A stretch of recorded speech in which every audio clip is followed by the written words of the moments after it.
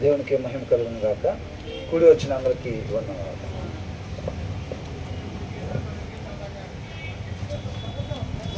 ఈ వారం మొత్తంలో 5 అధ్యాయాలు బైబిల్ చదివిన వాళ్ళు ఎంతమంది ఉన్నారు?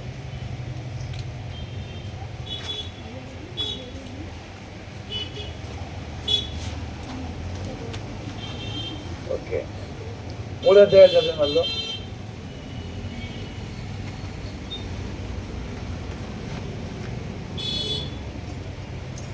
దేవుని చిత్తాన్ని బలంగా నెరవేర్చాలని ఆశ కలిగిన వాళ్ళు ఎంతమంది ఉన్నారు? అబద్ధమేనా? అబద్ధమేనా? అసలు వాక్యాన్ని ధ్యానించకుండా మనకు ఆశ ఎలా పుట్టింది?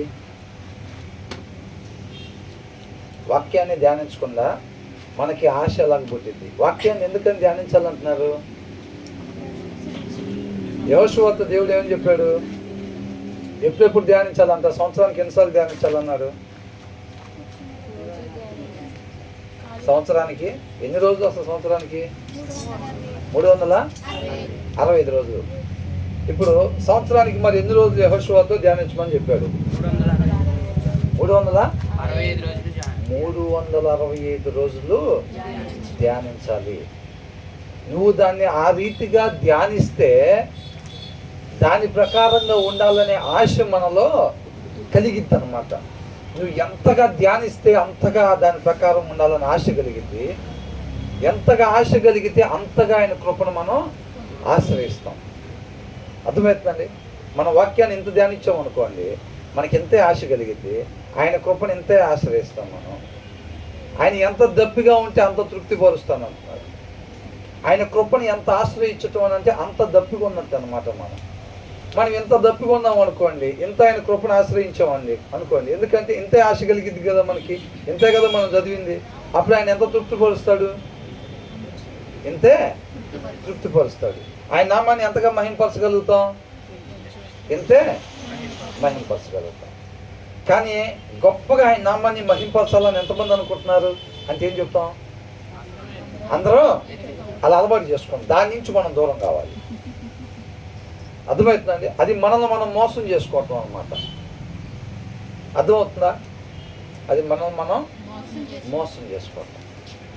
మన సత్తా ఏందో ఇప్పుడు ఎవరైతే ఈ వారం 5 అధ్యాయాలు ధ్యానించారో, ఎవరైతే 3 అధ్యాయాలు ధ్యానించారో వాళ్ళ సత్తా ఏంటో, దేవుని చిత్తాన్ని నెరవేర్చడంలో మన సత్తా ఏందో చూపించాలి అని అంటే ఆయన పాదాల చెంత మనం సమయం గడపాలి.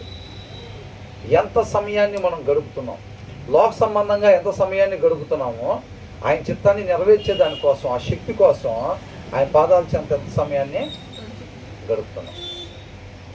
టైం ఇన్వెస్ట్ చేయాలని. ఇప్పుడు ఫర్ ఎగ్జాంపుల్గా నాకు ఒక మెకానిక్ పని నాకేం తెలియదు, కాకపోతే నన్ను తీసుకుని వెళ్ళి అక్కడ పెట్టారు అనుకోండి, నేను రోజుకు ఒక 6 గంటలు 4 గంటలు 8 గంటలు నేను దాని దగ్గర కూర్చొని చూస్తా. కొన్ని రోజులు తర్వాత నేర్చుకుంటా, అట్లా చేస్తా ఇట్లా చేస్తా ఉంటే ఒక రోజు నేను ఏమవుతా? మెకానిక్ని అవుతా. దాంట్లో ఒక ప్రావీణ్యత నేను సంపాదించుకుంటా. అది మాత్రమే కాదు, లేదా ఇంకొక పని ఏదన్నా అనుకోండి, నా టైంని దాని మీద నేను ఏం చేయాలి? ఇన్వెస్ట్ చేయాలి.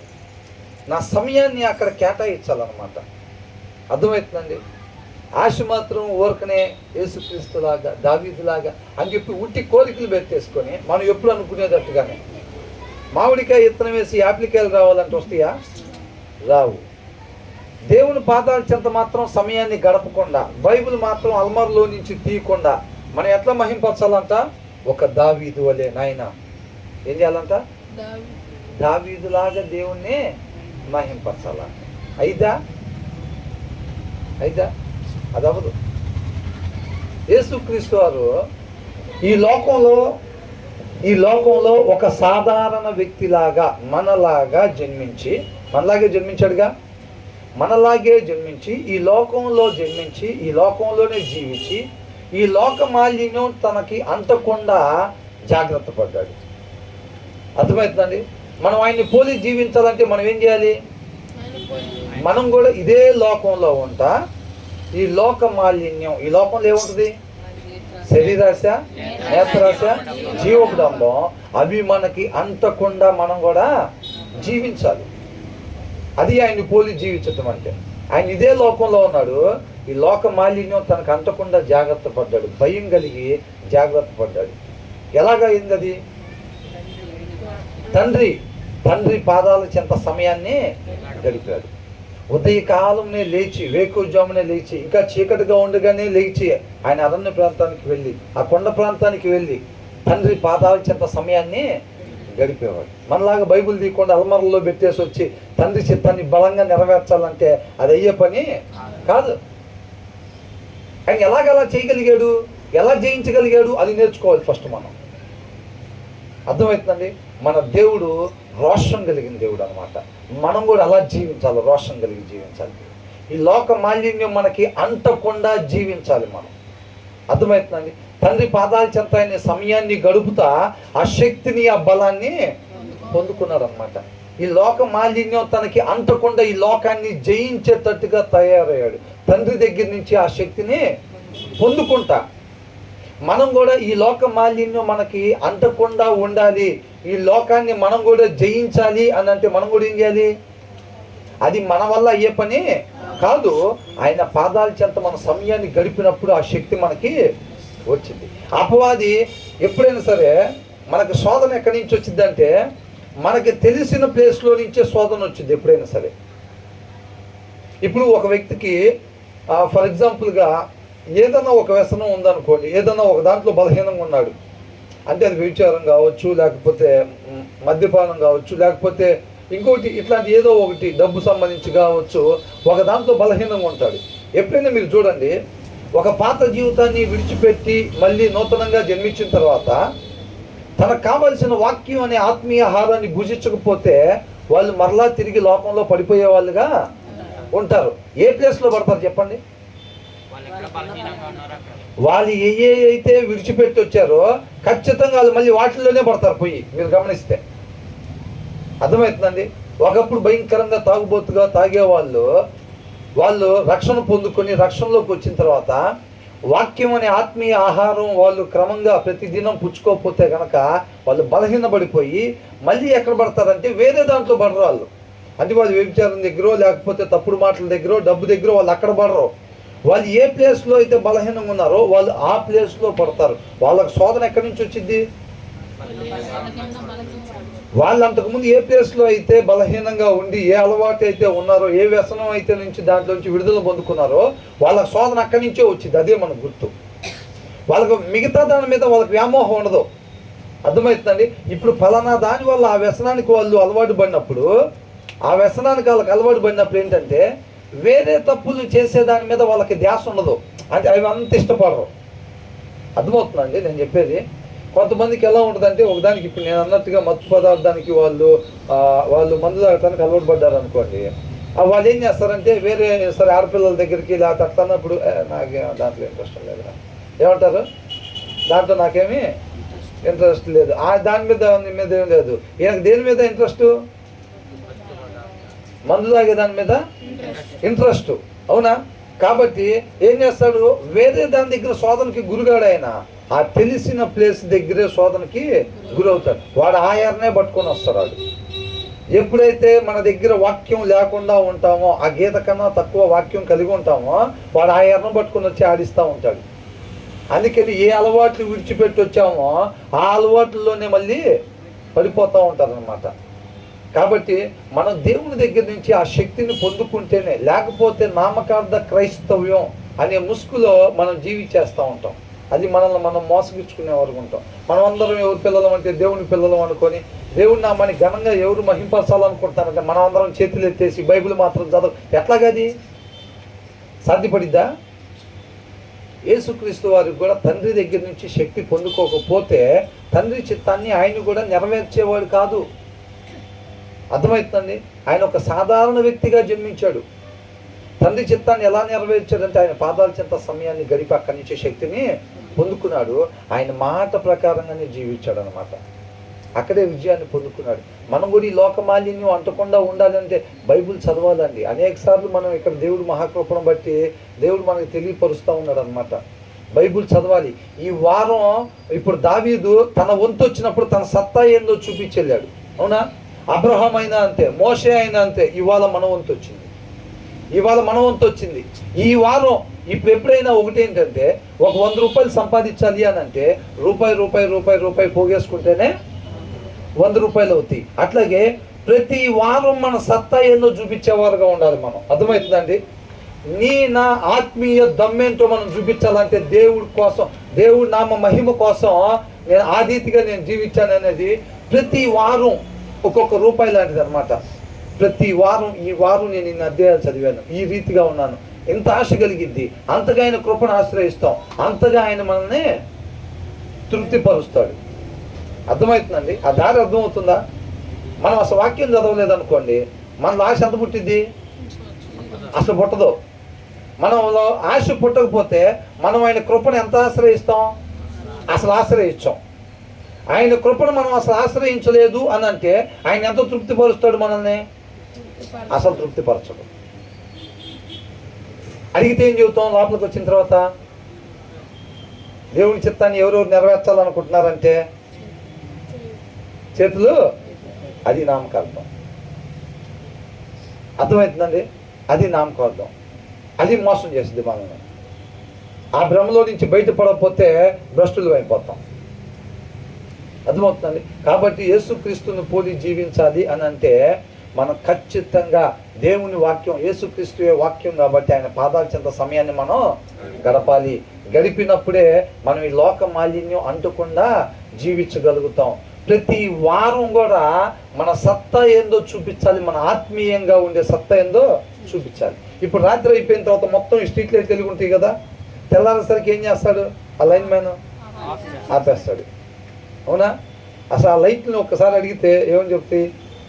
నా పరిధి వరకు ఇంత కూడా చీకటిని లేకుండా నేను వెలుగుని ప్రకాశింపజేస్తాను. ఆ పక్క లైట్ని అడిగితే ఆ కాలనీలో ఒక 40-50 లైట్లు ఉన్నాయి అనుకోండి. ఇప్పుడు యనమల కుదురు మొత్తం ఆ 50 లైట్లను అడిగితే చీకటి అనేది యనమల కుదురులో లేకుండా ప్రకాశించాం.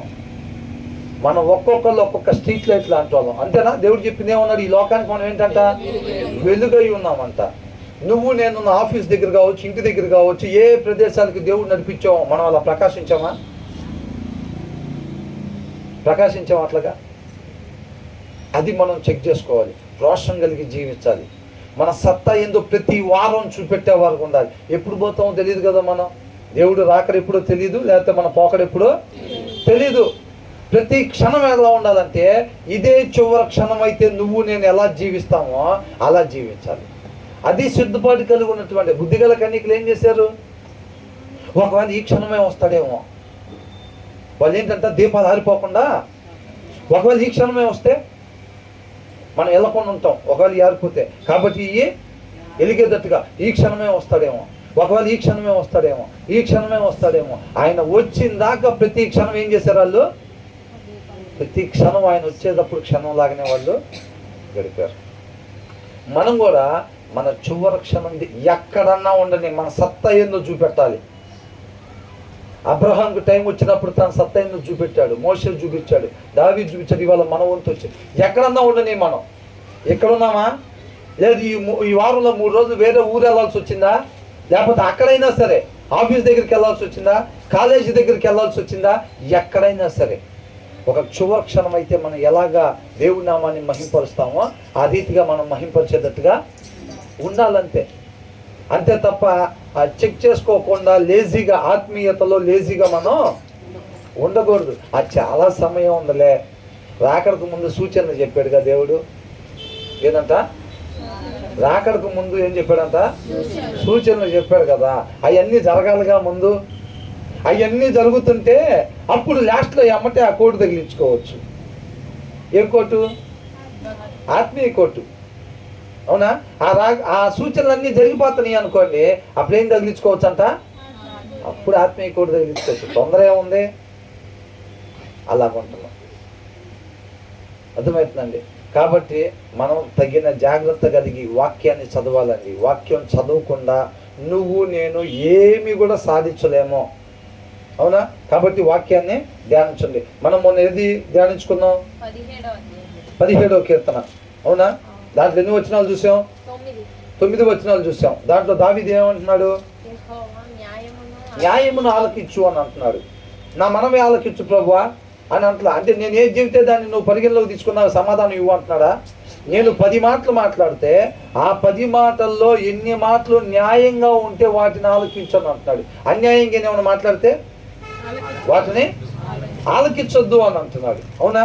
కాబట్టి న్యాయాన్ని ఆలకించని అంటున్నాడు. అది మోసపూరితమైన పెదవుల నుంచి వచ్చినది కాదు అని అంటున్నాడు ఈయన ప్రార్థన. అర్థమవుతున్నారు? ఆ తర్వాత ఏమన్నాడు?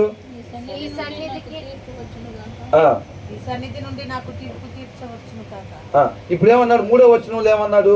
రాత్రివేళ నీవు నన్ను దర్శించి, ప్రతి క్షణం ఏ టైంలో నువ్వు నన్ను చెక్ చేసినా సరే, ఏ టైంలో ఇమ్మీడియట్ గా. ఇప్పుడు ఎలాగ వస్తారు చెక్కింగ్కి? ఎలాగ వస్తారు? ఇప్పుడు ఒక బస్సు వాళ్ళు అనుకోండి, కండక్టర్ని లేకపోతే డ్రైవర్ని చెక్ చేస్తారు. వాళ్ళు ఎవరు వెరిఫికేషన్కి వస్తారు. అవునా? వాళ్ళు ఎలాగనుకుంటారు? వాళ్ళకి నచ్చిన స్పాట్లో బస్సు ఆపచ్చు. వాళ్ళు నచ్చిన స్పాట్లో బస్సు ఆపి మొత్తం టికెట్లు అందరూ తీసుకున్నారు లేదో చెక్ చేస్తూ ఉంటారు. ఇప్పుడు ఎగ్జామ్ జరిగేటప్పుడు ఇన్విజిలేటర్ ఎప్పుడు వస్తాడు? ఆయన ఇష్టం ఎప్పుడైనా రావచ్చు. అంటే స్క్వాడ్ అంటారు కదా, స్క్వాడ్ ఎప్పుడు వస్తాడు?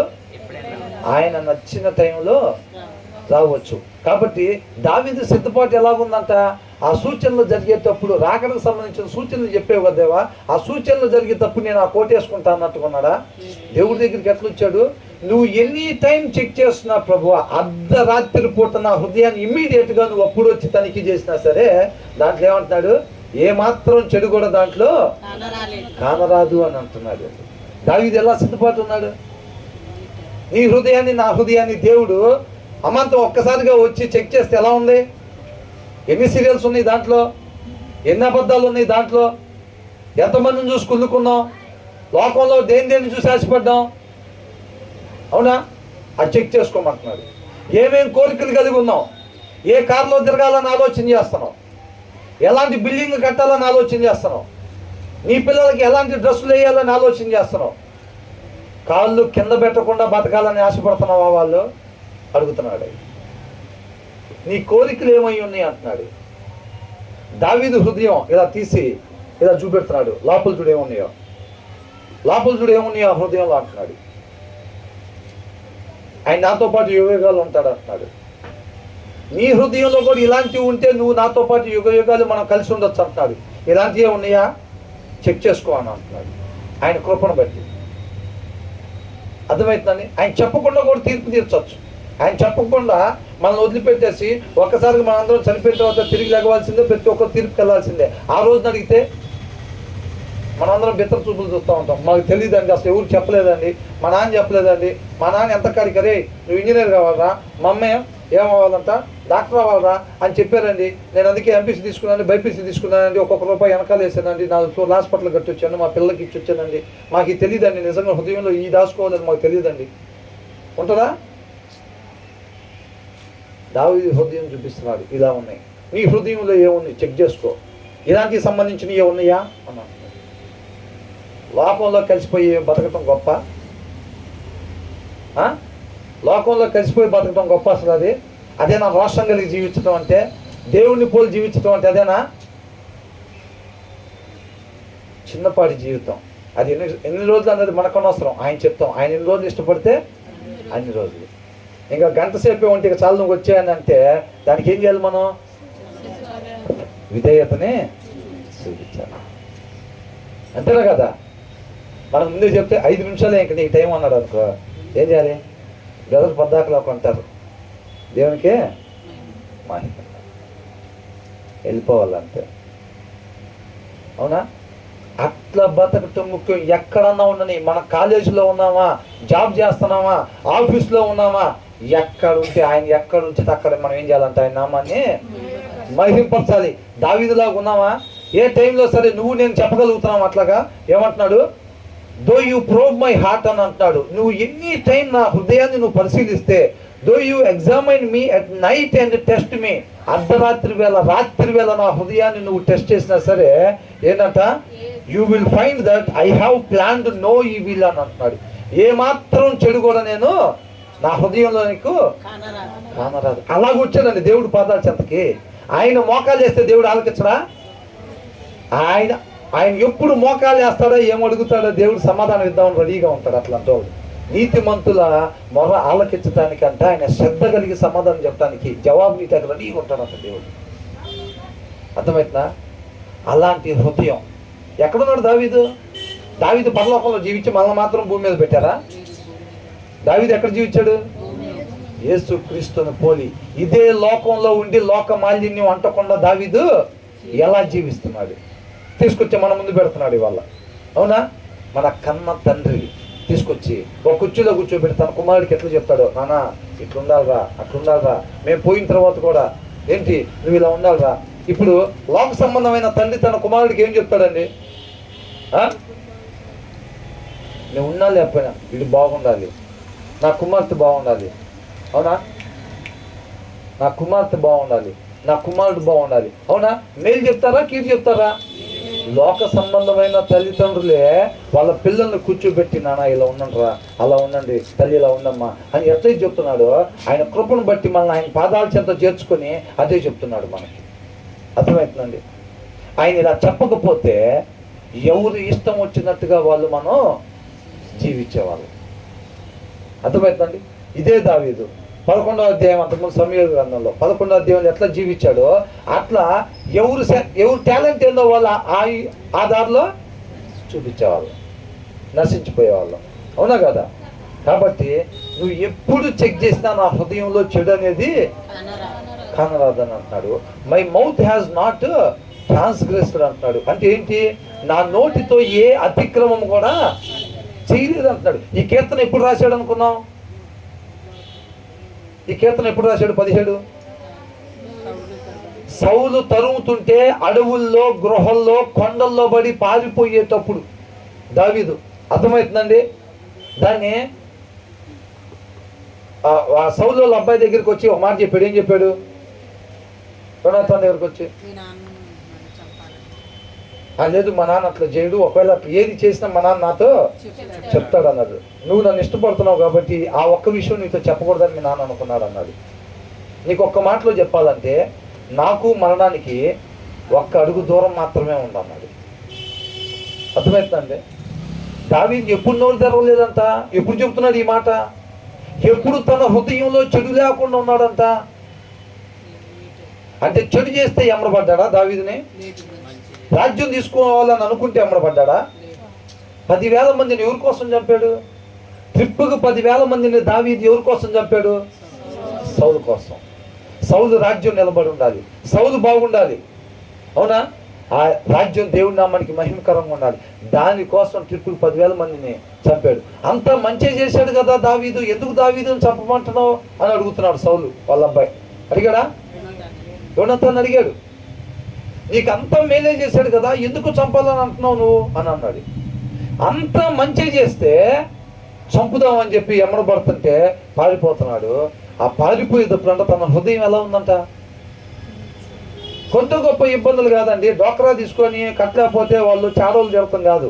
రోజువారీ తీసుకుంటే ఇంటి ముందుకు వచ్చి గట్టి గట్టిగా నలుగురు చూస్తే పరుగు పోయేటట్టు తిడతాం అయ్యి కాదు. మరణానికి అడుగు దూరంలో ఉన్నాడంట.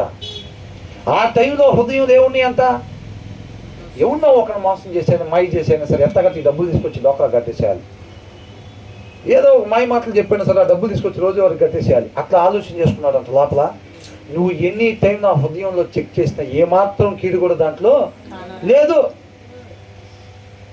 మరణానికి ఒక్క అడుగు దూరంలో ఉండంగా అంటే ఎలా ఉంటుంది ఆ శ్రమ? యేసుక్రీస్తు వారు ఏమన్నారు? సాధ్యమైతే ఈ గిన్నె నా నుంచి తొలగించు. అనుభవించలేనంత భయంకరంగా ఉంటుంది. అవునా? కానీ నా చిత్తం కాదు, నీ చిత్తమే. ఇది కూడా అట్లాంటిదే. మరణానికి అడుగు దూరంలో ఉన్నాడు. అలాంటప్పుడు ఏమంటున్నాడు? మనకైతే ఏం చేస్తాం? అదే రోజువారీ వాళ్ళు వచ్చి ఇంటి ముందు నుంచొని జనం చూసేటట్టుగా 4-5 మాటలు తిడితే మన లోపలికి వెళ్ళి ఏమనుకుంటాం? చిన్న బతికేంది ఇట్ట అయిపోయింది, అసలు నాకెందుకు జరుగుతుంది, ఇంత అవమానం ఏంది, అసలు ఇంత అవమానం ఏంది, నా బతికిట్లా అయిపోయింది, నాకేందుకు ఇట్లా జరుగుతుంది, అసలు ఏంది ఇది, ఎట్లా నేను బయటపడేది, ఇవన్నీ ఉంటాయి మనకి. అవునా? మరి మరణానికి అడుగు దూరంలో ఉన్నప్పుడు ఏం చేశాడంట? ఈయన నోటితో ఏమాత్రం కూడా అతిక్రమము చేయలేదు అని అంటున్నాడు. ఏంది ప్రభువా నాకు ఈ బ్రతుకని అనలేదంట అసలు. ఆయనకి విజయ రహస్యం తెలుసు. నేను నోరు తెరవకపోతే సహాయం వచ్చింది నాకు. నేను అక్కడ మంచి చేశా, మంచి చేస్తేనే కూడా నన్ను తరువుదామని, నన్ను చంపుదామని చెప్పి ఎమ్మడబడుతున్నారు. నా తప్పు 1% కూడా లేదు, అయినా సరే నేను నోరు తెరవలేదు. నా సాయి శక్తులా నేను మంచి చేస్తే అయినా సరే అపార్థం చేసుకొని, సౌలు అపార్థం చేసుకున్నాడో లేదా? రాజ్యం తీసుకుంటాడేమో అని చెప్పి అపార్థం చేసుకున్నాడు. దావీదుకి ఆ ఉద్దేశం లేదు అసలు, అవునా కదా? మంచి చేసిన వాడిని చంపుదామని చెప్పి ఎమ్మడబడుతుంటే మరణానికి అడుగు దూరంలోకి వెళ్ళిన తర్వాత కూడా నోరు తెరిచి, ఏంది నాకు ఈ బతుకు, నా బతికింది ఇట్లా అయిపోయింది, నాకు ఎవరు సహాయం చేస్తారు, ఇంకా అసలు నేను దీంట్లో నుంచి బయటపడతానా ఇంకా, అవునా, నా కుటుంబం మళ్ళీ బాగా బతికిద్దా ఇప్పటికైనా, లేకపోతే ఇట్లాంటివన్నీ అనుకుంటున్నావా? మనం ఎన్నిసార్లు మాట్లాడతాం, అవునా, నాకేందుకు ఇట్లా జరుగుతుంది, అసలు నాకేందుకు ఇట్లా అవుతుంది అనుకుంటా ఉంటాం. ఒక్క మాట కూడా నోరు తెరిచి మాట్లాడలేదు. చిన్న చిన్న ఇబ్బందులు వచ్చినప్పుడే మనం నోరు తెరిచి మాట్లాడుతూ ఉంటాం. ఏందో దారి ఏం కనపడతలేదు, అంతా చీకటిగా ఉంటుంది, అసలు జీవితం మీద ఆశపోతుంది, ఇట్లాంటి మాటలన్నీ చెబుతాం. ఏంద్రా ప్రాబ్లం అని అంటే అది ఉండేది ఎంతే, ఏదంట ఆ ప్రాబ్లం ఎంత ఈయనకి మారడానికి చాలా దూరం ఉంటుంది. అప్పుడే ఇట్లాంటి మాటలు లోతైన అరకులో ఇలాంటి మాటలు మాట్లాడేస్తారు ఇంకా, అవునా? ఈయన ఎంత దూరం ఉన్నాడంట మరణానికి? అడుగు దూరంలో ఉన్నాడు. అంటే ఇక అక్కడ కూడా ఈయన నోరు తెరిచేమి, ఆయన నమ్మకం ఒకటే, ఆయన నామాన్ని మహింపరచాలి అని అంటే నాకు ఇంతవరకు రావటం అవసరం నా జీవితానికి, అవునా? పౌలు గారితో ఏమన్నారు? ముళ్ళుంది తీసేయమని ప్రార్థన చేస్తే దేవుడు ఏమన్నాడు? అది ఉన్న నా కృప నీకు చాలా అన్నాడు. ఇక దాని గురించి ఆయన ఎప్పుడు ప్రార్థన చేయలే. దావీదు నమ్మకం ఒకటే, నా జీవితంలో ఇది అవసరం అయ్యి ఉంది, నాకు ఇది మేలుకరమై ఉంది, మరణానికి నేను అడుగు దూరం వరకు నేను రావటం ఆయన నామాన్ని నేను మహింపరచడానికి, నా ఆత్మీయ జీవితానికి అది మేలుకరమై ఉంది. నాకు సర్జరీ చేస్తున్నారు, అవునా కదా, అర్థమవుతున్నా మన భాషలో, అది నాకు అవసరం, మేలు, నేను నోరు తెరవను అంటున్నాడు.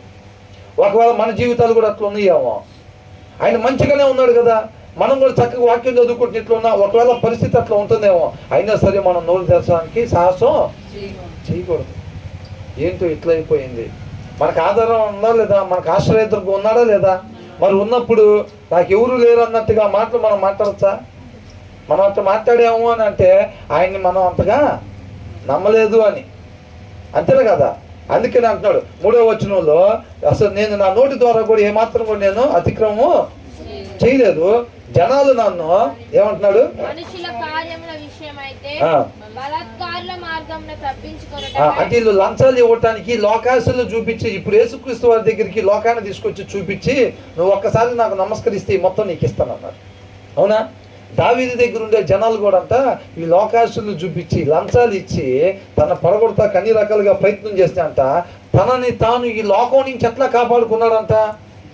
ఇది ఒక్కొక్కటి ఒక్కొక్క మర్మం అండి, ఒక్కొక్క వచనం ఒక్కొక్క మర్మం, అర్థమవుతుందండి? ఇక్కడ ఏమంటున్నాడు? Though people try to bribe me, I have kept myself from the ways of the violent. అంటే ఈ లోక సంబంధమైన వాటిని ఈ జనాలు నాకు చూపించి నన్ను పడగొట్టడానికి చూసినప్పుడు, through what your lips have commanded అని అంటున్నాడు. నీ నోటి ద్వారా నువ్వు ఏదైతే చెప్పావో ఆ మాటల ద్వారా ఈ లోక మాలిన్యం నాకు అంటకుండా నన్ను నేను దూరంగా ఉంచుకున్నాను అని అంటున్నాడు. లోక మాలిన్యం అంటకుండా దావీదు ఎలా జయించాడంట? దేవుని వాక్కు ద్వారా. అర్థమవుతుందండి?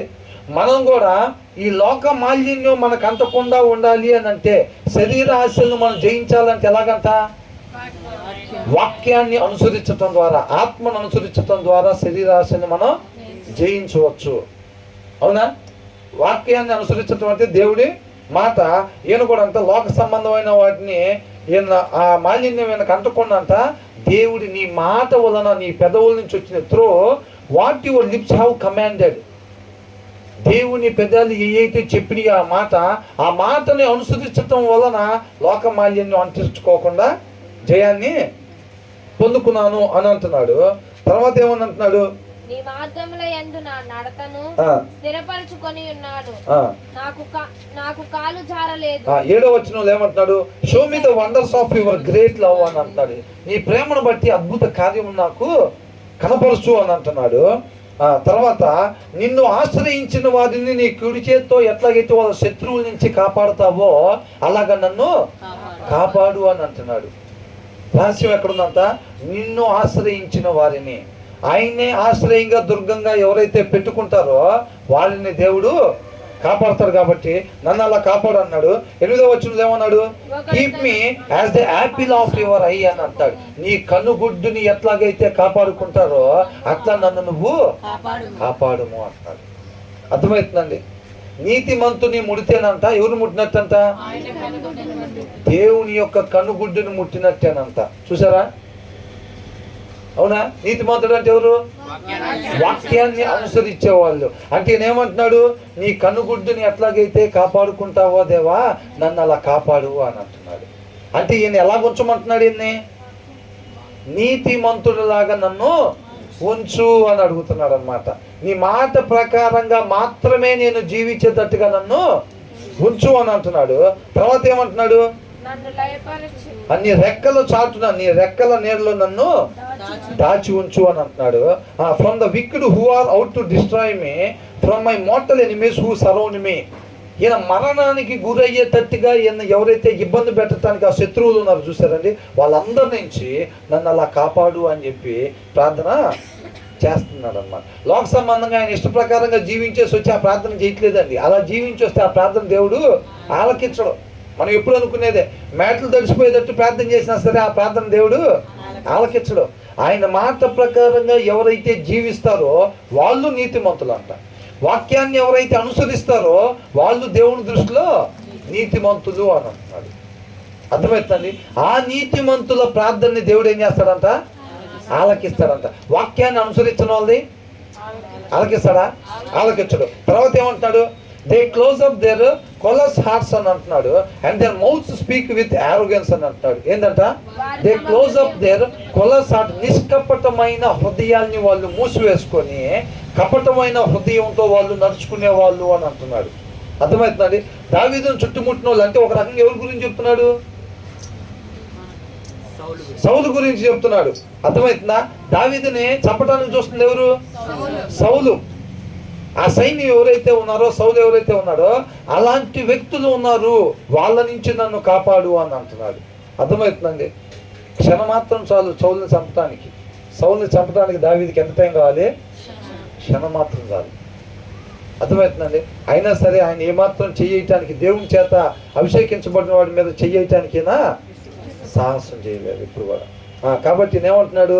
వాళ్ళంట నిష్కపటమైన హృదయం దాన్ని అంట మూసివేసుకొని కపటం కలిగిన హృదయాన్ని అనుసరించి నడుచుకుంటున్నారు అన్నమాట. వాళ్ళు నడుచుకుంటున్నారు. Their mouth speak with arrogance. అహంకారం కలిగి ఏం చేస్తున్నారంట? మాట్లాడుతున్నారంట. అహంకారం కలిగి. ఎప్పుడు సౌలు ఆలోచన ఏంటంట? ఈ బల్లెం పెట్టి ఇసిరితేనంట దావీదు గుండెల్లో గుచ్చుకొని అది పోయి ఎక్కడ గుచ్చుకోవాలంట? గోడకు గుచ్చుకోవాలంట. అట్లాంటి ఆలోచన, అట్లాంటి కపటం పెట్టుకొని ఉన్నాడు సౌలు. ఏమంటున్నాడు? దావీదు కనపడితే ఏమంటాడు? రే దావీదు అంటాడా? ఏమంటాడు? నాయనా దావీదు, అది నీ స్వరమేనా? బా, పిల్లలను పిలుచుకుంటారు చూసారా? బంగా తెల్దమ్మా, దమ్మ దమ్మ దమ్మ. ఏంటంట? సౌలు దావీదు అసలు వాళ్ళిద్దరికి ఎంత అద్భుతంగా ఉంది మనం చదివినప్పుడు. అవునా? సమూయేలు గ్రంథంలో ఇది మొత్తం చూస్తే నాయనా దావీదు అని అంటున్నాడు. నా దగ్గరికి రా అంటున్నాడు. వెళ్ళాడా? తెలుసు దావీదు. అవునా కదా? కాబట్టి అహంకారం కలిగిన మాటలు మాట్లాడుతున్నాడు అన్నాడు. They have tracked me down, they now surrounded me అని అంటున్నాడు. ఏం చేస్తున్నాడు? సౌలు దగ్గరికి వచ్చి దావీదు ఎక్కడున్నాడు నాకు కనుక్కొని చెప్పండి అంటూ ఉండేవాడు. ట్రాక్ చేయండి అంటున్నాడు. ఎక్కడున్నాడో వెతిక సమాచారాన్ని కనుక్కొని నా దగ్గరికి తీసుకురండి అని చెప్తూ ఉండేవాడు. అర్థమవుతుంది? దావీదు పలానా దగ్గర ఉన్నాడని చెప్పగానే ఇమ్మీడియట్గా సైన్యాన్ని తీసుకొని వెళ్ళిపోయేవాడు అక్కడికి. కాబట్టి అప్పుడు చేస్తున్న అడవిల్లో పారిపోతున్నప్పుడు ఆ టైంలో ఇప్పుడు ఈయన ఆయన్ని మామూలుగా ఫిజికల్గా కొట్టగలిగి కూడా ఆయన ఏమాత్రం కూడా ఈయన చేయి చేసుకోకుండా దేవునికి విన్నవించుకుంటున్నాడా? They have tracked me down. నేను ఎక్కడున్నాడో కనుక్కొని they now surrounded me with eyes alert అంటున్నాడు. ఏం చేస్తున్నాడంట? వాడి మీద ఒక కన్నేసి ఉంచండి రా అంటారు చూసారా? వాడి మీద ఒక కన్నేసి ఉంచండి అన్నట్టుగా. అట్లా ఏం చేస్తున్నారంట, విత్ ఐస్ అలర్ట్ అంటే గురి చూసే వాళ్ళు చూస్తారు చూసారా, కరెక్ట్ పర్ఫెక్ట్గా కొట్టాలి. ఇప్పుడు షార్ప్ షూటర్స్ ఉంటారు చూసారండి, షార్ప్ షూటర్స్ కరెక్ట్గా ఇక్కడ తగిలేటట్టుగా షూట్ చేస్తారు. ఎంత దూరం నుంచి అయినా సరే దావీదునంట అట్లా చూస్తున్నారంట, అట్లా చూస్తున్నారు. With eyes alert to throw me to the ground. ఏం చేయాలంట, ఒక్క ట్రిగ్గర్ ఒక్కసారి ఇక్కడ మార్క్ పెట్టుకొని ఒక్కసారి ట్రిగ్గర్ దిగ్మని కొట్టంగానే ఏమవుతాడు ఆ వ్యక్తి, తగిలిన వ్యక్తి ఏమవుతాడు, ఒక్కసారి నేల కుప్పకూలిపోతాడు అంతే. అర్థమవుతుందా? అట్లా గెమ్మడబడుతున్నారంట. ఏం చేయాలని, అరే 4 దెబ్బలు కొట్టి వదిలిపెట్టండి దావీదు అన్నాడా, చచ్చిపోవాలంతే అని అంటున్నాడు. అర్థమవుతుందండి? ఇందాక అందుకని ఇక్కడ 9వ వచనంలో వాడారనమాట, ఫ్రమ్ మై మోర్టల్ ఎనిమీస్ అని వాడాడు అనమాట. అంటే నేను మరణానికి గురి కావాలని ఆశించే నా శత్రువులు అని అర్థం. అర్థమవుతుందండి? 4 దెబ్బలు కొట్టి వదిలిపెట్టడమా, లేకపోతే పట్టుకొని వార్నింగ్ ఇచ్చి వదిలిపెట్టండి అట్లా కాదంట. దొరికితే ఏం చేయాలని, చంపేసేయాలంతే. అట్లా గెమ్మడబడుతున్నారంట. నోరు తెలిసి ఒక్క మాట కూడా అతిక్రమం మాట్లాడట్లేదంట దావీదు. మనం అదే నేర్చుకోవాలి. ఏమైనా చిన్న ప్రాబ్లం వచ్చిందా, ప్రాబ్లం రాగానే ఏందో మొత్తం అయిపోయింది, నాకెవరూ లేరు, అసలు నా బతికే చీకటి బతికి అయిపోయింది, నాకేందో నిద్రపోతే కల్లో ఫ్యాను తాళ్ళు చీరలే కనపడుతున్నాయి. ఎవరి మాటలు మాట్లాడేది, వాళ్ళకి ఆశ్రయ దుర్గం ఎవరికైతే లేకుండా ఉంటారో వాళ్ళు మాట్లాడే మాటలు ఇవన్నీ. ఈయన ఎందుకని మరణానికి అడుగు దూరం కూడా వెళ్ళి ఈయన ఎందుకు మాట్లాడతలేదు, ఈయనకి ఆశ్రయ దుర్గం ఉన్నాడు. నువ్వు నేను ఎందుకు నోరు తెలుస్తున్నావు, నా బతుకు అందరూ చూశారు ఆయన తిడతంటే. రోజువారీ ఆయన వచ్చి తిడతంటేనంట ఎవరెవరు చూశారంట, అందరూ చూశారంట. డాక్టర్ నిలబెట్టి మాట్లాడితే అందరూ చూశారంట. కాలేజీలు ఎట్టేది అందరూ చూశారంట, అందరూ చూశారు. ఏందో నా బతుకిట్ట అయిపోయింది, ఏందో నా బతుకు అన్నావంటే నీకు ఆశ్రయ దుర్గం లేడని. అవునా? నీకెందుకు ఆశ కలగలా? దేవుడు ఆశ్రయదుర్గంగా దావీదుకున్నాడు, నీకు నాకు కూడా అందుబాటులో ఉన్నాడా లేదా? ఉన్నాడు. కానీ మనకెందుకు ఆ నమ్మకం కలగలా? నా వాక్యాన్ని నువ్వు అనుసరిస్తే నేను తండ్రి ఇద్దరము నీతో పాటు ఉంటామన్నా. మనం అలమరలో నుంచి తీయం కదా, మనకు అందుకని ఆశ్రయదుర్గం ఎదురుగానే ఉన్నా మనకు కనపడ్డు. ఎందుకని అసలు మాట అనుసరించడం సంగతి తుంచు, ఆ దాంట్లో ఏముందో మనకు తెలియదు ముందు. అవునా? ఇప్పుడు కూడా క్రైస్తవ జీవితంలో 38 సంవత్సరాలు గడుపుతూ ఉంటాం. 38 సంవత్సరాలు సంసోన్ గురించి తీయండి అంటే సంసోన్ ఏ పుస్తకంలో ఉంటుంది అసలు? ఏంటంట సంసోన్ ఇంతకు అసలు ఏ పుస్తకంలో ఉంటుంది? సంసోన్ ఏ పుస్తకంలో ఉంటుంది? నన్ను అడుగుతాయి, నాకే తెలియదు. అట్ట ఎక్కడ పోయింది? మాస్టర్ గారి దాకా పోయింది. మాస్టర్ గారు ముందు కూర్చుంటారు చూసారా, ఏమని చెబుతారు, దేంట్లో ఉందని చెబుతారు, బయటపడినట్టుంది సీక్రెట్. ఎంతకు సంసోన్ గురించి దేంట్లో ఉంటుంది? అమ్మయ్యా, ఏంటంట అది కొలతండి. ఇప్పుడు జ్వరం టెస్ట్ చేయడానికి థర్మామీటర్ పెట్టి చూసుకుంటామా? ఈ ప్రశ్న మన ఆత్మీయ స్థితి ఎంత పర్సంటేజ్ ఉందో చెక్ చేసుకోవడానికి పనికి వచ్చింది ఈ ప్రశ్న. అవునా కదా? అది మన ఆత్మీయ. ఎవరికైనా అడిగితే మనం ఏమంటాం? మోకాళ్ళు చేస్తే ఏలియాకి దిగినాడు దిగటమే యాస్టీస్గా. కొద్దిగా కూడా మంట వంకరగా దిగటానికి లేదంట. ఏలియాకి ఎట్లయితే తిన్నగా దిగిందో మంట అట్లా దిగటమే అని ఎవరి కాళ్ళు ఫీల్ అయిపోతూ ఉంటాం మనం. అవునా? ఇప్పుడు ఇంకొకరి గురించి అడిగితే అది దేంట్లో ఉంటుంది, ఇది దేంట్లో ఉంటుంది, మనం తీస్తేనే కదా దేంట్లో ఉంటుంది తెలియటం కాదు. అవునా? మనం ఆయన మాట చదవం కాబట్టి, ఆయన మాటను అనుసరిస్తాం కాబట్టి, ఆయన మన ఎదురుగానే ఆయన లేని ప్రదేశం ఉందా? లేడు. కానీ మనకు మాత్రం ఆయన కనపడతల్లా. ఏందో నా బతుకు ఇట్టయిపోయింది, ఏందో నేను అసలు బయటకు వస్తానో లేదో ఇంక ఈ చీకట్లో నుంచి. ఇవన్నీ ఎందుకనంటే ఆయన ఎదురున్నా మనకు కనపడదు. అవునా? కానీ దావీదుకి అట్లా లేదంట. ఏమంటున్నాడు? With eyes alert to throw me to the ground. నన్ను ఒక్కసారి అట్లా కుప్పగూల్ చేయాలని చెప్పి వాళ్ళు నన్ను వెంటాడుతూ ఉన్నారు. నా అడుగు జాడలను కనుక్కొని ఏం చేస్తున్నారంట? వెంటాడుతున్నారంట. 12వ వచనం ఏమంటున్నాడు? They are like a lion hungry for prey. వాళ్ళు ఎలా ఉన్నారంట?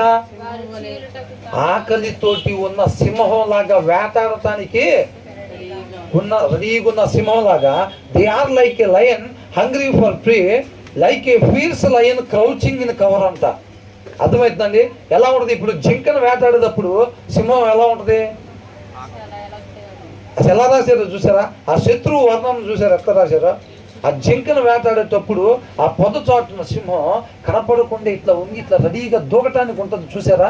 రెడీగా. శత్రువు అలా ఉన్నాడంట. అర్థమవుతుందండి? సింహం ఏం చేసిద్ది? నానా అమ్మ కొట్టినట్టు బెల్ట్ తీసుకొని 2 దెబ్బలు కొట్టి, వస్తావా జింక ఇంకోసారి ఇటు, వస్తావా, నువ్వు ఎట్టుండాలి నేను ఎట్టుండాలి అట్టగానిద్దా? మరి ఏమంటది? ఒక్క దెబ్బ కొట్టి పోవేదు అని అంటారా? అట్ట కాదు అది కొట్టేది. ప్రేమతో పీక పట్టుకునిద్ది అంట, అంతే. గాలిలోనే పీక పట్టుకునిద్ది. అది కింద కూడా పడేది ఉండదు. ఇక్కడి నుంచి ఆ పొద దగ్గర నుంచి ఒక్కసారిగా అటాక్ చేసిద్ది. అది ఇంకా టైం చూసుకొని ఒక్కసారి అటాక్ చేసిద్ది. అది ఒక్కసారి జంప్ చేసిందంటే గాలిలోనే పీక పట్టుకొని కింద పడటం జరిగిద్ది. అది అర్థమవుతుందండి? ఇంక స్పాట్ ఎక్కడ ఉండదు. కరెక్ట్గా ఈ ప్లేస్ ఉంది చూసారా? ఏ జంతువునైనా సరే కరెక్ట్గా ఆ స్పాట్లో పట్టేసింది అంతే. అర్థమైంది? దానికి ఉన్న బలానికి ఒక్కసారి పట్టిందంటే వదిలించుకోవటం ఉండదు. అది 2 పల్టీలు కొట్టినా ఆ పేక విడిచిపెట్టదు. ఇంకా ఆ పేక పట్టుకొని ఇది కూడా 2 పల్టీలు దాంతోపాటు తిరుగుతూ ఉండిద్ది అంతే. ఎంత కసి ఉంటే అట్లా పట్టుకునిద్ది. అర్థమవుతుందండి? దావీదు శత్రువులు అట్లా ఉన్నారంట. అర్థమవుతుందండి? ఈ లోకస్తులు పడగొట్టాలో ఒక ఆత్మీయుని చెప్పి అట్లా ఉన్నారంట. ఎవరు అనుకుంటున్నారు వాళ్ళు? ఒక సౌలే కాదండి, వాళ్ళు ఎవరో కింద వచ్చిన చెప్తారు చూడండి. They are like a lion hungry for prey, like a fierce lion, కోపం కలిగిన క్రూరమైన సింహం అంట, క్రౌచింగ్ ఇన్ కవర్ అంట, దాక్కుని ఒక్కసారిగా దాడి చేయట. నా కోసం సౌలు అట్లా ఎమ్మడబడుతున్నాడు దేవా. అంతేనా? దావీదు కోసం ఎట్లా ఎమ్మడబడుతున్నాడు?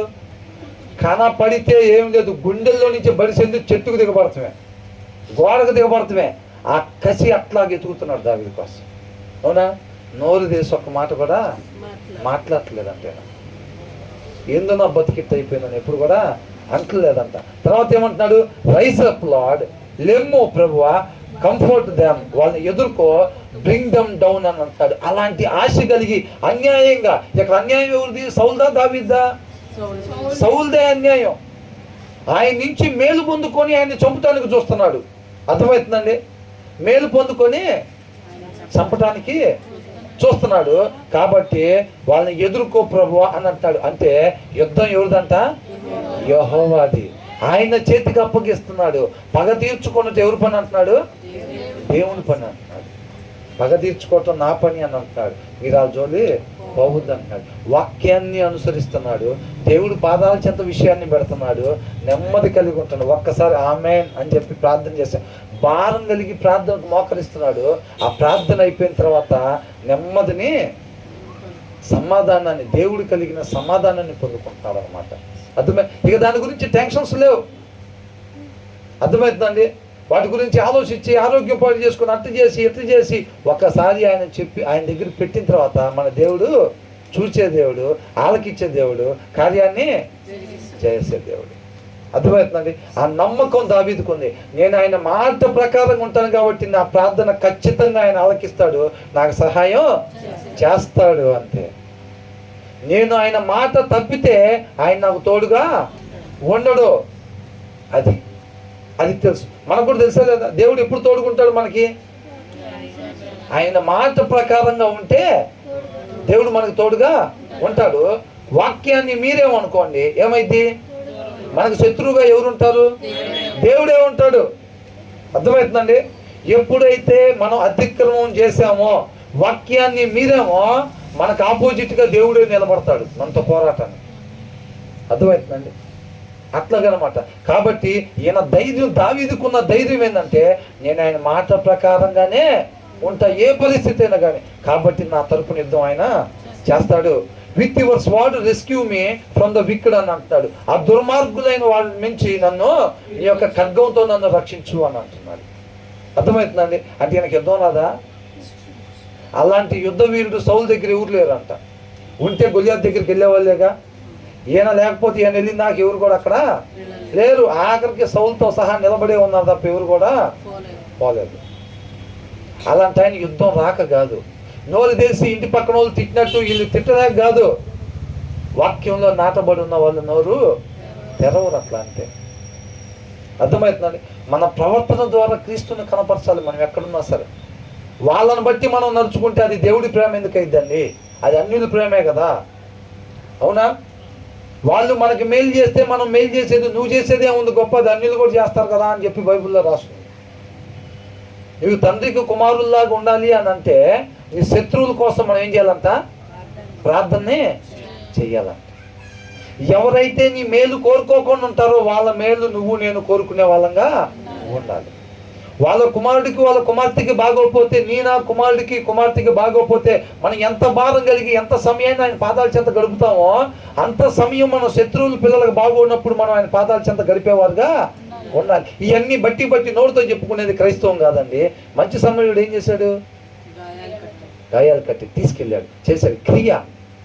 అబ్రహాం ఎలా నీతిమంతుడు అయ్యాడంట? యాకోబు రాసిన పత్రికలో చూసాం కదా, క్రియలతో కూడిన విశ్వాసం వల్ల. మనం కూడా ఏం చేయాలంట? కేవలం నమ్మి విశ్వసించడం కాదండి, ఆ క్రియలు మనలో కనబడపోతే ఆ విశ్వాసం మనల్ని రక్షించేదిగా ఉండదు. అది ఒంటిగా ఉండి మృతం అయిపోయిందంట ఆ విశ్వాసం. క్రియలు లేని విశ్వాసం మృతం, అది నిష్ఫలం, అవునా? ప్రాణం లేని శరీరం ఎలాంటిదో క్రియలు లేని విశ్వాసం కూడా అలాంటిదే. అది మన నిరీక్షణకు ఆధారంగా ఉండదు, మన నిత్య జీవానికి అది నడిపించదు. కాబట్టి క్రియలు కలిగిన విశ్వాసం మనం కలిగి ఉండాలి. ఈ లోకంలో క్రీస్తును మాత్రమే మనం కనపరిచేవారుగా ఉండాలి. తర్వాత ఏమంటున్నాడు? By your hand save me, నీ చేతులతో నన్ను రక్షించు. ఇంగ్లీష్ కూడా వచ్చేస్తున్నాయి అందరికి. నేను ఇంగ్లీష్లో చదవగానే తెలుగులో తర్జుమా చేసేస్తున్నారు అన్నమాట. అంతే కదా, రాబోయే దినాల్లో సత్యస్వరూప సహవాసం అంటే పెద్ద స్టేజ్ల మీద తర్జుమా వీరులాగా నిలబడతారేమో చూడండి, అవునా? మంచిదే అన్నీ ఇంకంతగా, అంతేనా కదా? By your hand save me, నీ చేతులతో నన్ను రక్షించు ప్రభువా, ఫ్రమ్ సచ్ పీపుల్ లార్డ్ అని అంటారు. అలాంటి వాళ్ళ నుంచి ప్రభువా అంటాడు. వాళ్ళు ఎలాంటి వాళ్ళు అంట? ఇక్కడ ఉంది చూడండి, from those of this world whose reward is in this life అని అంటున్నాడు. అంటే వాళ్ళు ఎవరి నుంచి అంట కాపాడమంటున్నారు? ఎవరైతే ఈ లోక సంబంధమైన బహుమానాల కోసం జీవిస్తున్నారో. అంటే ఈ లోక సంబంధంలో ఏముంటుంది? లోకంలో ఏముంది?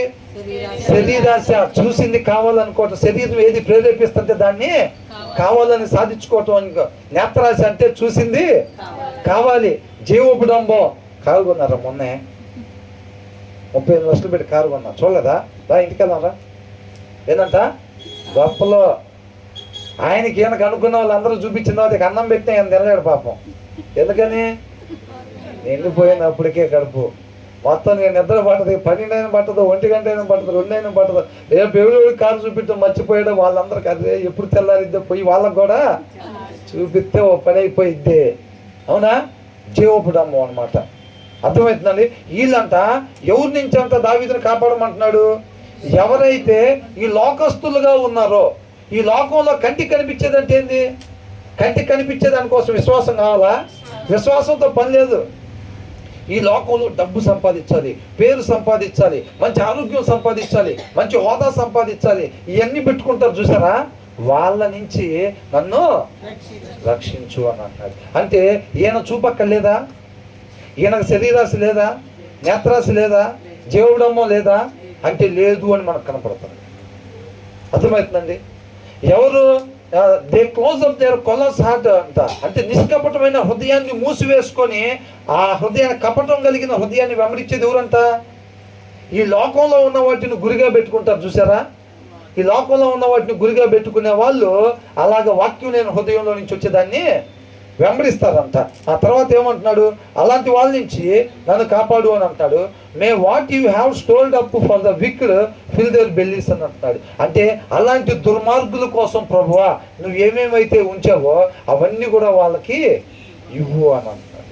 నీతిమంతుడికి ఏమిస్తాడు? ఈ లోక సంబంధమైన తల్లిదండ్రులే రాయిని అడిగితే, రొట్టెని అడిగితే రాయిని ఇస్తాడా? అవునా కదా? రొట్టెని అడిగితే రాయిస్తారా? ఇవ్వడు కదా. మరి అలాంటప్పుడు ఈ దుర్మార్గుల కోసం నువ్వు ఏదైతే ఉంచావో అది వాళ్ళకి ఇవ్వు ప్రభువా అని అంటున్నాడు. ఏమంటున్నాడు తర్వాత? May their children gorge themselves on it అని అంటున్నాడు. అందుకనే పోయినసారి మనం ఏమనుకున్నాం? అరే నేను కొన్న స్థలం వాళ్ళు కొన్నారు, వాళ్ళకన్నా ముందు నేను కొన్నా, వాడు ఈ మధ్య కొన్నాడు స్థలం, 6 నెలలు అవుతుంది. వాడు కొన్న తర్వాత పక్కన అవుటర్ రింగ్ రోడ్డు పడిందంట. ఏమైందంట? అవుటర్ రింగ్ రోడ్డు పడిందంట. అది 8 కోట్లు అయిందంట ఆ స్థలం. ఎంత అయింది? 80,000. ఎంత అయిందంట? దేవుడు కృప తప్పుకుంటే అంతే కోట్లు వస్తాయి. ఏంది కొంతమంది కళ్ళు పెద్ద చేశారు? అవునా? ఆ సీక్రెట్ది నీకు ఇన్ని రోజులు అల్లాడిపోతున్నావుగా. లేదా మళ్ళీ చెప్పండి ఒకసారి. ఏంటంట? పోయినసారి మనం అనుకున్నాం ఏమని? కృప కావాలా, కోట్లు కావాలా అంటే మనం ఏమనుకున్నాం? కృపే. నేను కొన్న స్థలం పక్కన అవుటర్ రింగ్ రోడ్ పడాలి, ఇన్నర్ రింగ్ రోడ్ పడాలి, బైపాస్ పడాలి అని నువ్వు ఆశపడితే కృప తప్పుకునేది. కృప తప్పుకుంటే చాలు, నువ్వు ఎక్కడ పిచ్చి చెట్లలో ఉన్నా సరే పక్క నుంచి గవర్నమెంట్ బైపాస్ వేసింది అంతే. కృప తప్పుకుంటే అది వచ్చిందంటే మన నాశనం స్టార్ట్ అయినట్టే.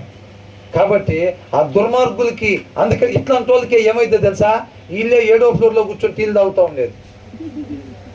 పక్కన వాళ్ళు, వాళ్ళ ఇంటి పక్కన అడుక్కుని ఉండే వాళ్ళు అట్లాగే ఉంటారు, వీళ్ళు సహాయం చేయరు. అలుపులు వాళ్ళ కాలనీలు అట్లాగే ఉంటారు, వీళ్ళు మాత్రం 7వ ఫ్లోర్లో కూర్చొని బాలకాన్లో టీ తాగుతూ ఉంటారు. ముష్టోళ్ళు రా, వాళ్ళ బతుకట్ట రాసింది, మన బతుకు ఇట్లా రాసింది. అంతేనా? పోయిన జన్మలో మా తాత మా నాన్న మొత్తం అందరికి పంచటమేరా పేదలకి, అందుకే ఈ జన్మలో మనకి ఇట్లా వచ్చిందిరా అనుకుంటారు. అవునా? మనల్ని బయటకి ఎంత పట్టుకుంటారు అనుకుంటారు వాళ్ళు. అలాగా అనుకుంటారు. కాబట్టి దుర్మార్గులకు నువ్వేదైతే ఇద్దామని అనుకుంటున్నావు, ధనము దేవుడు రెండు ఒక దగ్గర ఉండటానికి లేదు. కాబట్టి తర్వాత అన్నాడు, may they children gorge themselves on it and may there be left over for their little ones అని అంటారు. వాళ్ళ మనవాళ్ళు మనవరాలకు ఉంటారు చూసారా, వీళ్ళ నామాలు ఏమి రాస్తారు? ఆ మూల మీద ఉన్న 834 గజాలు మా చిన్న మనవడికి రాస్తారు చూసారా, అదే ఆడి కళ్ళు కనపడి ఏమంటే ఏంటంట, వాడికి ఊహ తెచ్చేసరికినే వాడిని బెంజికారులో స్కూల్కి తీసుకుపోవటం తీసుకురావటం చేస్తూ ఉంటారు అప్పటికే. అవునా కదా? మరి కృప తప్పుకుంటే అంతే. మనకేం కావాలి? అదే క్లారిటీగా ఉండాలంటాడు. మనం ఏం చేస్తామంటే ఈ గేట్ లోపలికి రాగానే కృప కృప కృప అంటూ ఉంటాం. అవునా? గేటు బయటికి వెళ్ళగానే కోట్లు కోట్లు అంటూ ఉంటాం. మళ్ళీ ఏం చేస్తాం? రెండు వైపులా ఉంటాం. అది చూస్తే పక్కింటి వాళ్ళు ఇల్లు చూస్తూ ఉంటాం, మనం కూడా ఎప్పుడు కడతామో అనుకుంటాం. ఆ కారు పోతుంది, బ్రహ్మాండమైన కారు. ఈ కారు రోజు పోయిద్ది ఇటు. ఏంటంట? రోజు పోయిద్ది. భలే ఉండిద్ది ఈ కారు. అసలు ఈ కారు భలే ఉండిద్ది అంట. ఆ పద్దాకల డాబాకి వెళ్ళి చూస్తూ ఉంటాం. శుక్రవారం కరెక్ట్గా ఆరాధనకి వెళ్ళిపోతాం. ఎందుకని? ఈ గేట్ లోపలికి పోతే అన్నా క్యాంటీన్ లాగా ఏముంటుందంటే ఇక్కడ కృప ఏముంటుంది, ఇక్కడేమో కృప ఉంటుందంట. గేటు దాటి బయటకు పోగానే అందుకే 2 పడవల మీద ఖాళీ చేసుకుంటారు మన వాళ్ళు. ఎందుకురా కార్యాలు చూడలేరంటే ఇందుకే మనం కార్యాలు చూడలేంది. 2 తలంపులు, ఇటువైపు ఒకటి ఇటువైపు ఒకటి. ఇక్కడ చక్రం తెప్పాలి, అక్కడ అబ్రహాం చూసి ఎట్లయితే దేవుడు 2 చేతులు చాపేదట్టుకుంటాడు. అవునా? వాళ్ళు అట్లా జీవించారు. మనం చూడంగానే కూడా అట్లా చాపదని ఇటు ఆశపడతాం. లోపలికి వచ్చినప్పుడు ఈ వాక్యం విన్నప్పుడు గేటు బయటకు పోగానే అదే మొన్న అది కొనగా చీర కొన్నాను అక్క చూసావా అనగానే ఎమ్మడే ఇంటికి పోయి ఏమడుగుతారు అలా ఆయన్ని మాట్లాడకుండా మూతి ముడుచుకొని ఏదో ఇందాడదా బాగానే ఉంది, చర్చికెళ్ళి బండి మీద కూడా బాగానే ఉంది. ఆయన బండి స్టాండ్ చేసి లోన పోయాడు. ఈ లోపల ఇంటి పక్కన బలకరించి ఆ చీర చూపెట్టింది. లేక లోపలికి వచ్చిన కాడి నుంచి మూతి ముడుచుకొని పని చేసుకుంటూ ఉంటారు. ఏంటంటే ఇప్పుడు దాకా బాగానే ఉందిగా, ఏం జరిగింది ప్రాబ్లం అంటే ఏమో తెలియదు. పాపం స్టాండ్ చేసి లోపలికి వెళ్ళాడు. ఈ లోపల చీర చూసేసరికి మొత్తం తేడా పడింది. 6 నెలలు అయింది అసలు కొనిపెట్టి నాకు బట్టలు అది ఇది అని చెప్పి సనంతో స్టార్ట్ అయింది. ఇప్పుడు నీకు అదెందుకు గుర్తొచ్చింది? నీకు ఇప్పుడు దాకా బాగానే ఉన్నావుగా, అమ్మ హోటల్లో టిఫిన్ చేసి బాగానే టీ దాకా వచ్చావు కదా, నీకు ఇప్పుడు దాని గురించి ఎందుకు గుర్తొచ్చింది అని అంటే 6 నెలలు అయితే మొత్తం చినిగిపోతాయి అసలు పక్కన అది ఇది అని అనుకుంటారు. అని ఇటు పక్కన ఇది కావాలి, అటు పక్కన అది కావాలి. మనం చెయ్యేసి ప్రార్థన చేస్తే స్వస్థతలు జరగాలి. అట్ ద సేమ్ టైం కనీసం 7వ ఫ్లోర్లో కాకపోతే 3వ ఫ్లోర్లో కూర్చొని ఆయన టీ తాగాలి. అందుకే మన జీవితాల్లో కార్యాలేమి కనపడవు. కానీ దావీదు అట్లా కాదంట. దావీదు అట్లాగా కాదు. ఒక పక్కనే పునాదులు కలిగిన పట్నం వైపు వీళ్ళు క్లారిటీగా వీళ్ళు చూస్తున్నారు. లోకంలో ఉండి కూడా లోక మాలిన్యం అంటకుండా వీళ్ళు ఆ దేవుని మాట వలన ఇల్లు భద్రంగా చేసుకుంటున్నారంట. తండ్రి మాట వలన యేసుక్రీస్తు వారికి ఈ లోక మాలిన్యం అంటకుండా జాగ్రత్త పడ్డారు. అవునా? దేవుడి మాటను పట్టుకున్నంత ఈ దావీదు లోక మాలిన్యం అంటకుండా భద్రత చేసుకున్నాను. నీ పెదాల నుంచి వచ్చిన నీ ఆజ్ఞను బట్టి నన్ను నేను భద్రం చేసుకున్నాను. లోకస్తులు నన్ను మాయ చేద్దాం, మోసం చేద్దాం, ఈ లోకం తీసుకొచ్చి నా ముందు పెట్టినా సరే నన్ను నేను నీ మాటను బట్టి భద్రం చేసుకున్నాను అంటున్నాడు. మనం ఏం చేస్తాం తెలుసా? ఈ మాటను తీసుకెళ్ళి అలమార్లో పెట్టేస్తాం. అందుకనే ఈ లోకంలో స్కీమ్స్ ఉంటాయి కదా, మనం అనుకున్నాం కదా, వాక్యంలో హృదయంలో నుంచి వచ్చే స్కీమ్స్ ఉంటాయి కదా, ఆ వలలు పెట్టగానే మనం అంతా అక్కడ బలహీనంగా పడిపోతూ ఉంటాం. ఆ వల్లకెళ్ళి, ఆ మేడలకి వెళ్ళి, కార్లకి వెళ్ళి, చీరలకి వెళ్ళి మనం చూసిపోయి తలకాయలు ఇప్పుడు దావీదు చూసినప్పుడు తలకాయ తిప్పేసుకోలేకపోయాడు, చూపు తిప్పుకోలేకపోయాడు. అవునా? మనం కూడా ఆమె చీర చూపెట్టగానే ఇంకేం మెడబెట్టిన వాళ్ళకి ఇంక అట్టగే అయిపోయింది మన పరిస్థితి. ఆ ఇల్లు చూస్తుంటే మెడబెట్టినట్టు అయిపోయింది, ఆ కారు చూస్తుంటే మెడబెట్టినట్టు అయిపోతుంది. ఎందుకు? శక్తి సామతల్లా. శక్తి ఎక్కడి నుంచి వచ్చింది? ఆయన మాట దగ్గర నుంచి రావాలి. ఆ మాట ఎక్కడ ఉంది? ఆయన మాట దుమ్ము పెట్టి అలమార్లా ఉంది. శుక్రవారం పెట్టింది అది. ఈ గురువారం వచ్చినా కానీ దాని తీరా బెదర్ అనుకోకుండా శుభ్రంగా గుడ్డపెట్టి దుడిచి బెదర్ ఏమని అనుకుంటాడేమో, మళ్ళీ తీరదు అనుకుంటాడు అని చెప్పి అవసరమైన 4-5 పేజీలు నలిపి బాగా చదివినట్టుకున్నారే ఇలా. అవునా కదా? నవ్వేది కాదండి, ఇదంతా సీరియసే, నిజంగానే చెప్పేది. మనకు అందుకనే మనం ఎందుకు చూపు తిప్పుకోలేకపోతున్నాం అని అంటే మనకు శక్తి చాలతం లేదండి. శక్తి చాలాలంటే వాక్యం చదవాలి. అయిపోయిందా? చివరి వచనం ఏమంటున్నాడు? As for me I shall be vindicated and shall see your face అంట. అంటే తెలుగులో ఏమంటున్నాడు? నేనైతే నీతి గలవాడనై నీ ముఖ దర్శనము చేసేదను. ఆయన ముఖ దర్శనం ఎవరు చేస్తారంట? నీతిమంతులు. నీతిమంతులు అంటే ఆయన మాట ప్రకారంగా జీవించడం. దావీదు జీవిత విధానం ఏంటంటే దేవుని మాట ప్రకారంగా జీవించటమే దావీదు యొక్క జీవిత విధానం. అదే విధానం మంది కూడా. యేసుక్రీస్తు వారు ఏం చెప్పారు? నా చిత్తాన్ని నెరవేర్చుకోవటానికి నేను రాలేదు, నన్ను పంపించిన ఆయన చిత్తాన్ని నెరవేర్చడానికే నేను పరలోకం నుంచి దిగి వచ్చాను అన్నాడు. మనం కూడా మన ఉద్దేశం కూడా ఏం కావాలి? ఆయన చిత్తాన్ని నెరవేర్చటం మాత్రమే మన ఉద్దేశం. మన జీవిత విధానం ఆయన మాట ప్రకారంగా మాత్రమే నడుచుకునేది అయి ఉండాలి. నేనైతే నీతి గలవాడిని, నీ ముఖ దర్శనము చేసేదను, నేను మేల్కొన్నప్పుడు నిజ స్వరూపం. నీ స్వరూప దర్శనముతో ఇంగ్లీష్ కొద్దిగా ఎక్కువ నేర్చుకోవటం వల్ల తెలుగు తేడా కొట్టేస్తుంది మనకి. అవునా? ఇక్కడ ఏమంటున్నాడు? నేను మేల్కొన్నప్పుడు నీ స్వరూప దర్శనముతో నా ఆశను తీర్చుకుందును. నీ స్వరూప దర్శనం. దేవుడు స్వరూపం ఏంటి? దేవుడు స్వరూపం ఏంటి? ఆయన ఏ స్వరూపి? ప్రేమ స్వరూపి. ఆయన ఏంది తీస్తే దాంట్లో ఉండిద్దండి. మనం తీపోతే ఏముంటది? ఎవడో ఒకడు అందియటమే. అరే స్లిప్ అందిరా, ఏమని తీయాలంట? స్లిప్. రేపు గేట్ కాడ స్లిప్పులు అందించేది ఏముండదు. రేపు తీర్పులో నిలబెట్టిన తర్వాత స్లిప్పులు అందిస్తారా? స్లిప్పులు ఏమి ఉండవు అక్కడ. కాబట్టి ఏమంటున్నాడు? నేను మేలుకొన్నప్పుడు నీ స్వరూప దర్శనముతో ఆశను తీర్చుకో. స్వరూప దర్శనము. ఆయన ప్రేమ స్వరూపి. ఆయన ఎలాగైతే ప్రేమను కనపరుస్తూ ఉన్నాడో ఈయనంత మేల్కొన్నప్పుడు ఉదయం లేచిన దగ్గర నుంచి దేవుడు ప్రేమను ఎదుటి వారి దగ్గర కనపరిచి తృప్తి పడుతూ ఉంటాడు అన్నమాట. అర్థమవుతుందండి? ఏం చేస్తాడంట? క్రీస్తును పోలి ఆ దినం మొత్తం కూడా జీవించే ఏమంటంట? తృప్తిని పొందుతూ ఉంటాడన్నమాట. ఆయన ఆనందం దాంట్లో ఉంది. కొంతమందికి చీరల్లో, కొంతమందికి డబ్బులో, కొంతమందికి బంగారంలో, కొంతమందికి సీసాల్లో ఉన్నట్టుగా ఈయన ఆనందం ఎక్కడుందంట? నీలోనే ఆనందం నా దేవా నీలోనే. పాడమంటే మాత్రం చిలకలు కూడా కుళ్ళుకునేటట్టుగా పాడతాం. కానీ తీరా చూస్తే మాత్రం పొద్దున్న లెగిస్తేనంట నిద్రపోయిందాక దావీదంట యేసుక్రీస్తు వారు ఏ రీతిగా తండ్రి ప్రేమను అందరి దగ్గర కనపరిచారో దావీదు కూడా అంటే ఉదయం లెగిసిన దగ్గర నుంచి అంట దేవుని ప్రేమ. దేవుని ప్రేమ అంటే ఏంది? దేవుడు మనల్ని ఎలా ప్రేమిస్తున్నాడు? మనలో అర్హతను చూసి ప్రేమిస్తున్నాడా? ఏ అర్హత లేకపోయినా మనం ప్రేమిస్తాడు. మనం కూడా ఎదుటి వారిలో మనం వాళ్ళకి సహాయం చేయొచ్చా లేదా? మేలు చేయొచ్చా లేదా? వాళ్ళ అర్హత ఏమి చూసే పని లేదు. అర్హత చూసి ప్రేమిస్తుంది. దేవుడి ప్రేమే కాదు, ఉదయం లెగిసిన దగ్గర నుంచి నిద్రపోయిందాకంట మన పొరుగు వారిని ఎలా ప్రేమించాలంట?